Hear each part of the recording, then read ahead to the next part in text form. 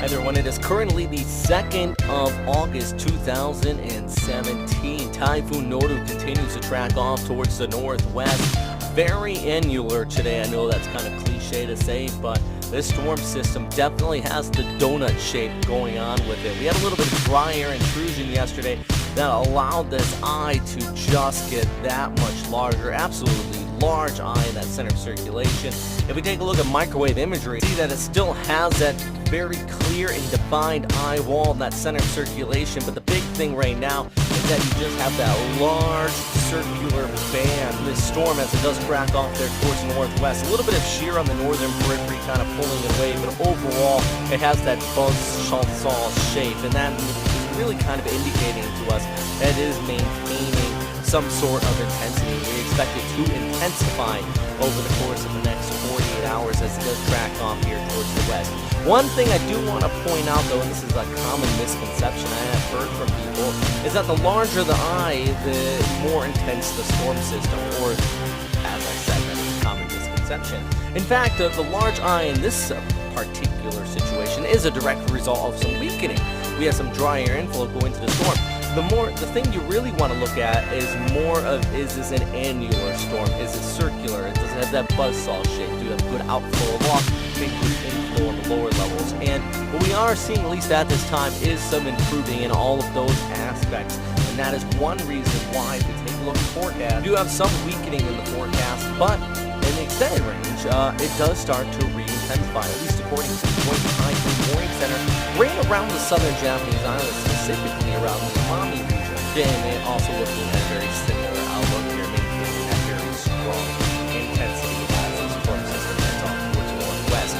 Now, before I get into the model outlooks, I do want to note that a lot of the models are expecting a rapid intensity of the storm, much more than what the official forecasting agencies are looking at. And this is very true with the GFS model outlook. In fact, if we take a look ahead here, heading into Friday and also Saturday, look at the central pressure in this storm. If you are using tropical digits, you can see that in the center here, and also on the top right, 882 millibars. That is, with all due respect to the GFS model, a little bit ridiculous. And this particular model run definitely feels like it is smoking some good drugs here. Getting down to 876 millibars is on par with something like Typhoon Haiyan. Typhoon Tip was 870 millibars. That is minimum pressure, and that's the lowest ever official pressure ever recorded out here in the northern hemisphere.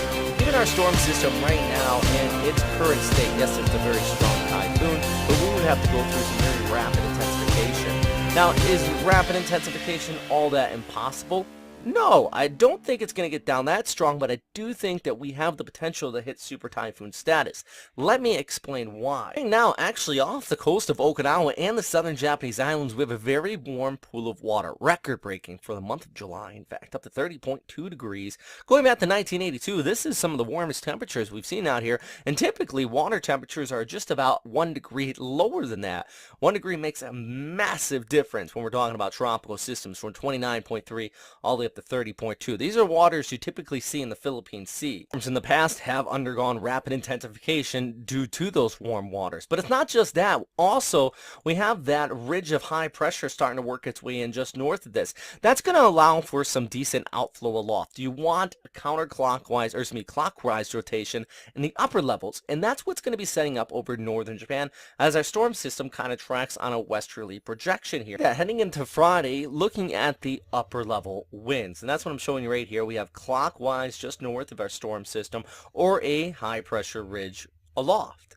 And that's going to allow for some decent outflow, I do believe, and really kind of give us one more reason why the storm system will intensify. So we do have very warm sea surface temperatures here associated with the Kuroshio current. It's record-breaking outflow aloft, and also moisture inflow coming in with the southwest monsoon down towards the south.